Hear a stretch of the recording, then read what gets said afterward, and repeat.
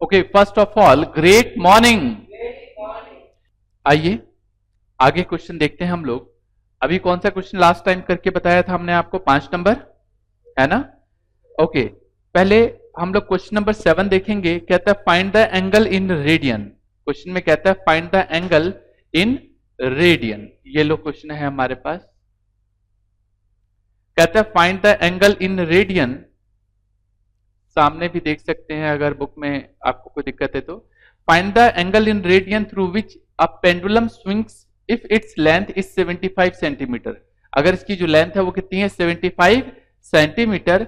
And the tip describe an arc of the length 10 centimetre, 15 centimetre और 21 centimetre. पहले इसको थोड़ा सा समझते हैं क्या कहना चाहता है क्वेश्चन। क्वेश्चन नंबर 7, इसका फर्स्ट पार्ट। अगर मान लो पेंडुलम, आपको पता है पेंडुलम कैसा होता है?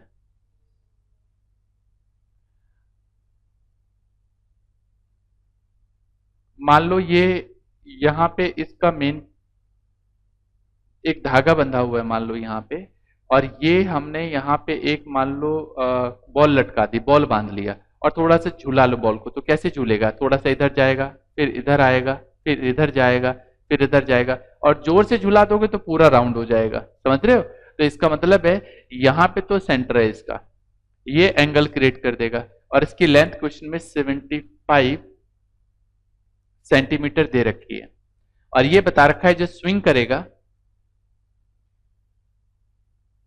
मिला, वो 10 सेंटीमीटर। इसका मतलब क्या है? ये आपके लिए क्या है? ये एल है। बता नहीं रखा, देखो ना। Find the angle in radian through which a pendulum swings if its length is 75 centimetre. अगर इसकी लेंथ 75 सेंटीमीटर है और जो टिप की मतलब लेंथ ऑफ आर्क है वो 10 सेंटीमीटर है। डन? तो इस केस में आर पता है आपको 75 सेंटीमीटर, एल पता है 10 सेंटीमीटर, और क्वेश्चन में थीटा ये नहीं पता। हम सभी जानते हैं theta equals to L upon R radian. L अभी अभी निकाला है आपने 10, ये 75। सॉल्व करेंगे तो 2/15 रेडियन। बाकी के पार्ट आप बड़े आराम से कर सकते हैं, हो सकता है। बहुत ही बढ़िया। आइए सर, एक क्वेश्चन नंबर 6 है, पहले इस क्वेश्चन नंबर 6 को देखते हैं फिर हम आगे बढ़ेंगे। Question number 6, if in two circle arc of the length same length subtended angle 60 degree and 75 degree. दो सर्कल है, सेम आर्क ऑफ लेंथ है, एंगल 60 और 75 डिग्री है। तो कहता है find the ratio of their radius. उनके रेडियस का रेशियो बताना है। क्या बताना है? Ratio of their radius. देखिए किस तरीके से हम सॉल्व करेंगे क्वेश्चन को। मान लीजिए सर्कल 1 है और ये सर्कल 2 है। ओके, इनकी लेंथ बता रखी है, ये L है और ये भी L होगा। मुझे नहीं पता इसका रेडियस, तो पहले वाले का जो रेडियस है वो मैंने यहां पे मान लिया R1। क्या मान लिया? R1, और एंगल 60 डिग्री। दूसरे वाले का जो रेडियस है वो हमने मान लिया R2। क्या लेट कर लिया? R2। Length of arc question में साफ साफ बता रखा है, बता रखा है या नहीं? बिल्कुल ठीक कह रहे हैं, लेंथ ऑफ आर्क बता रखा है, सेम है। मिला? लेंथ ऑफ आर्क सेम है, तो इसलिए लेंथ ऑफ आर्क जो है L हमने मान लिया है। क्या मान लिया? L। कोई दिक्कत यहां तक? नो। मतलब ये 60 डिग्री, ये 75 डिग्री, ये लेंथ ऑफ आर्क यहाँ पे L, ये भी L, ये 60 डिग्री, ये 75 डिग्री, ये रेडियस R1, ये रेडियस R2। ये सारी चीजें हमने लिख ली है। अगर मान लो पहले वाले सर्कल में मुझे थीटा निकालना है तो फॉर्मूला क्या होगा? Theta equals to L upon R। यही होगा या कुछ और होगा? यही होगा। तो हमने लिखा है यहाँ पे theta equals to L upon R1। तो थीटा क्वेश्चन में 60 डिग्री दे रखा है ना? लेकिन आपको बता दूं ये 60 डिग्री है, डिग्री मतलब डिग्री में है, मुझे रेडियन में कन्वर्ट करना है। तो इसको 180 से डिवाइड करो और पाई से मल्टीप्लाई कर दो। Any doubt? अभी चेंज करना सिखाया था ना हमने आपको। और आसान तरीका बता देता हूं, आप जो दे रखा होता है ना उससे डिवाइड कर दो, और ये पाई रेडियन होता है और 180 डिग्री होता है, तो अब ये रेडियन में तब्दील हो गया। ये आ गया हमारा L अपॉन R1। सॉल्व करोगे तो ये काटने के बाद pi by 3 equals to L upon R1, ये आ गया हमारे पास। कोई डाउट? तो R1 सॉल्व करके आ गया 3 अपॉन पाई L। कोई दिक्कत? नो। ये हमारे पास पहली फिगर आ गई। कोई कंफ्यूजन है तो पूछ सकते हैं। Any confusion? अगला में 75 डिग्री बता रखा है, आपको पता है 75 डिग्री है, ये मुझे रेडियन में कन्वर्ट करना है, तो 180 से हम क्या करेंगे? डिवाइड और पाई से मल्टीप्लाई, और ये L अपॉन R2 सॉल्व करेंगे तो 5 पाई बाई 12, अब काट लेना इसको, यही आएगा L अपॉन R2। तो अगर मुझे बोले R2 बता दो, R2 तो 12L अपॉन 5 पाई, आप सॉल्व कीजिएगा। Any doubt? अगर मुझे अब रेशियो बोले इसका निकालने को, ratio ratio of their radius, तो इसका मतलब है R1 डिवाइड R2। R1 है 3L अपॉन पाई, और ये है 12L अपॉन 5 पाई। आपस में जो कटिंग कर सकते हैं आप, वो कटिंग कर लीजिए, बस इतनी सी है ये कहानी। आपको पता है पाई से पाई कैंसिल, L से L कैंसिल, सॉल्व करेंगे तो ये आ जाएगा 3 इंटू 5 बाई 12, तो 4 से कट जाएगा 5 बाई 4, यही आएगा। इसका मतलब है R1 is to R2 equals to 5 is to 4। कोई दिक्कत? ठीक है, तो ये तरीका था इस वाले क्वेश्चन को करने का। तो ये वाली एक्सरसाइज के सारे क्वेश्चन हो जाते हैं। अभी नोट कर लेना, रुक जाओ। इससे पहले कि 2 क्वेश्चन और है डाउट में, जरा मैं उनको भी देख लेता हूं कि क्या आपने मुझसे डाउट में पूछा है। 2 एग्जाम्पल पूछे मुझसे। एक पहले 2 नंबर एग्जाम्पल मैं बताता हूं आपको। कहता है convert 6 radian into degree measure. कहता है 6 रेडियन को डिग्री मेजर में बताना है, और बच्चा शायद नहीं कर पाए। 6 रेडियन नहीं कर पाए आप? ओके, चलो एग्जाम्पल नंबर कौन सा है ये? सेकंड, ये लीजिए जी। एग्जाम्पल 2, क्वेश्चन में 6 रेडियन है। आपको पता है रेडियन दे रखा है, तो पाई रेडियन 180 डिग्री के बराबर होता है। 1 रेडियन 180 अपॉन पाई, और 6 radian 180 upon 22 upon 7 into 6। Any doubt? Solve करेंगे तो 180 इंटू 7 अपॉन 22 इंटू 6, काट सकते हैं क्या हम इसको? ये 3 और ये 11, इससे ज्यादा कुछ नहीं हो सकता। हो सकता है क्या?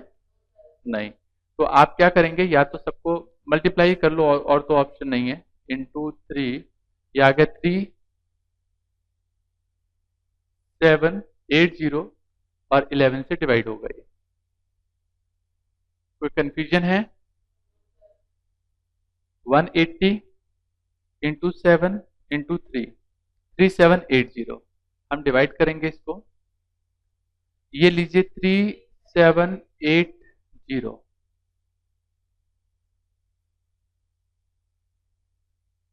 ये लीजिए। कितने से डिवाइड करना है इसको? 11 से। 11 3 से 33। आप माइनस करेंगे तो कितना बचेगा हमारे पास?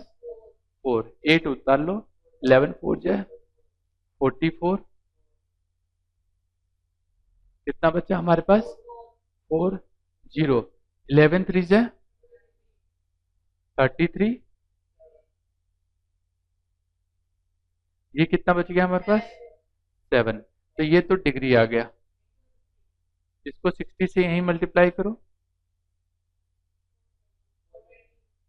तो 60 मिनट आ गया। ये आ गया 420। 1130 से ऊपर जाएगा, मतलब 33 के आसपास मल्टीप्लाई कर लो।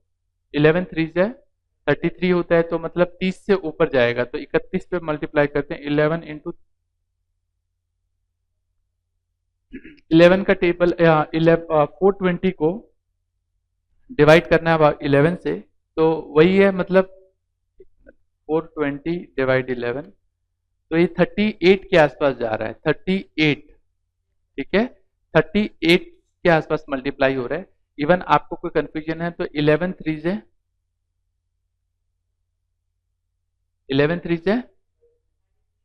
33, तो 33 पे चलो कर लो, कितना आएगा ये?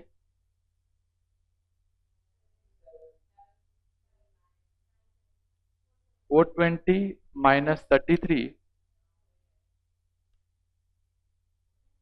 ये गलत हो जाएगा डियर, ऐसे कैलकुलेशन तो गलत हो जाएगा। आप नहीं नहीं, ऐसे ऐसे नहीं करना आपने। 11 को करीब करीब 38 से मल्टीप्लाई करना है। 38 से मल्टीप्लाई करोगे तो इसके आसपास आ जाएगा आपके पास, मतलब आपके पास जो वैल्यू है 420 है। वैल्यू क्या आपके पास? 420, तो अब 38 के आसपास की वैल्यू आएगी ये 38, मतलब 11 इंटू 38, ये अप्रोक्सीमेटली आ रहा है 418, ये 2 बचेगा। फिर 60 सेकेंड से मल्टीप्लाई कर लो, ये 120 आ गया। फिर वही है, 11 को इसके आसपास से मल्टीप्लाई करो तो 1110 जो है, ठीक है ना? बस रहने दो, आगे करने की जरूरत नहीं है। 343, एक मिनट रुकिएगा, 343 डिग्री 38 मिनट और 10 सेकेंड्स, उसमें 11 दे रखा है, हमने अप्रोक्सीमेटली 10 सेकेंड्स निकाल लिया। एक डाउट है, बताओ। एक बच्चे ने कहा सर कि रिमाइंडर कितना होना चाहिए कि अब छोड़ दो, इसमें कोई वो नहीं है हार्ड एंड फास्ट रूल के। रिमाइंडर कुछ भी, वो जब तुम्हें लगे डिग्री भी निकल गया, मिनट भी निकल गया, सेकंड भी निकल गया, तब छोड़ सकते हो, कोई दिक्कत नहीं है। हाँ, तीनों निकाल के छोड़ सकते हो। आगे चलें? आगे तो बनता नहीं है ना, क्योंकि 10 आ गया, तो अब तो इस पे फिर इसको 60 से कोई मल्टीप्लाई करोगे अब, क्योंकि आपने मिनट भी ले लिया, सेकंड भी ले लिया, सब खत्म हो गया है ना। ये इसलिए एक्चुअली क्या है, प्रॉब्लम आपको डिवाइड में आया होगा, बाकी मुझे नहीं लगता कोई दिक्कत है।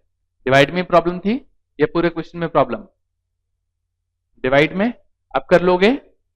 ओके। एक एक क्वेश्चन मुझसे और पूछा है बच्चे ने कि सर 4 नंबर क्वेश्चन जो है वो नहीं हुआ, 4th एग्जाम्पल जो है ये सॉल्व नहीं हुआ इनसे, एग्जाम्पल नंबर 4, है ना? चलिए 4th एग्जाम्पल हम पढ़ेंगे। 4th एग्जाम्पल में कुछ इस तरीके की बातें हैं। कहता है the minute hand of a watch is 1.5 centimetre long. कहता है एक मिनट हैंड जो है 1.5 सेंटीमीटर लॉन्ग है। How far does it tip move on 40 minute. कहता है 40 मिनट में ये कितना घूम जाएगा, मतलब ये जो मिनट हैंड है इसकी मूवमेंट क्या होगी 40 मिनट के अंदर। चलिए समझते हैं इसको कि 40 मिनट में क्या स्टेटस रहेगा इसका। मान लो ये वॉच है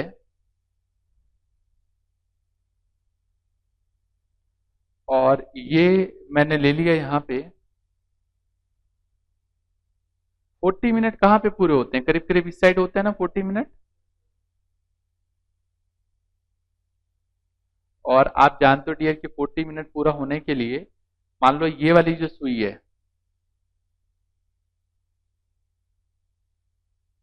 जो ये वाली सुई है पूरे 12 पे जाके घूम के वापस आ जाती है, तभी जाके होते हैं या कुछ और होता है? सही कहा मैंने? ठीक है। अगर ऐसी कोई सिचुएशन है तो इसका मतलब है ये जो O है ये पूरा का पूरा हमारा थीटा है।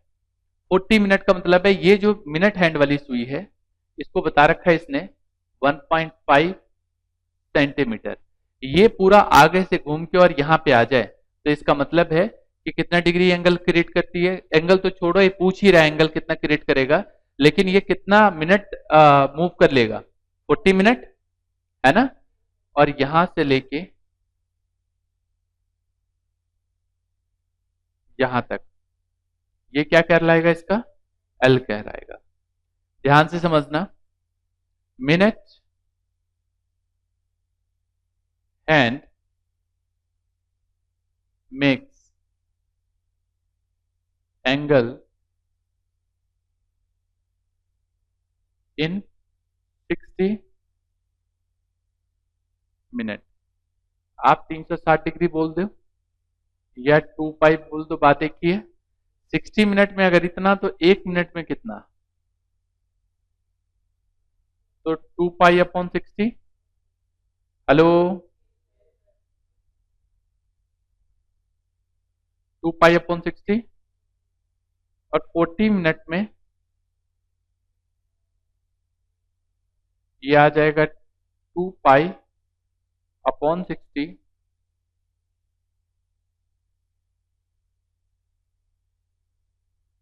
और मल्टीप्लाई करो कितने से, 40 से। आप कटिंग कर लेना, जहां तक मैं समझता हूं ये काट लो और ये काटेंगे तो 3, दैट मीन्स काटने के बाद ये आ रहा है 4 पाई बाई 3। कोई डाउट? नो। सामने देखिए, मुझे रेडियस पता है।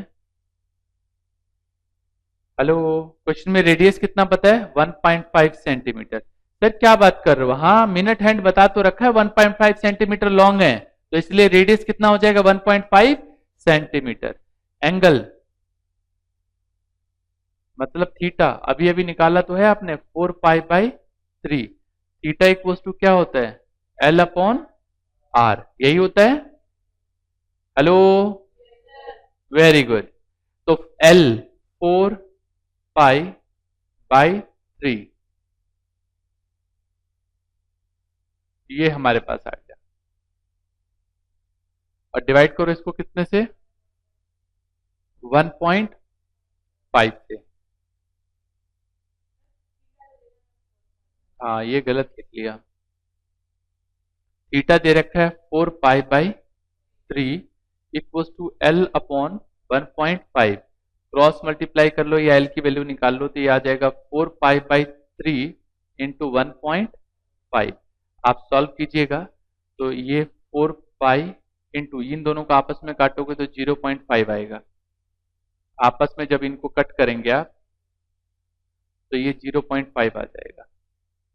सॉल्व करने पे आएगा ये 2 पाई, और बता रखा है 2 पाई की वैल्यू 3.14, तो सॉल्व करके आ जाएगा 6.28 सेंटीमीटर।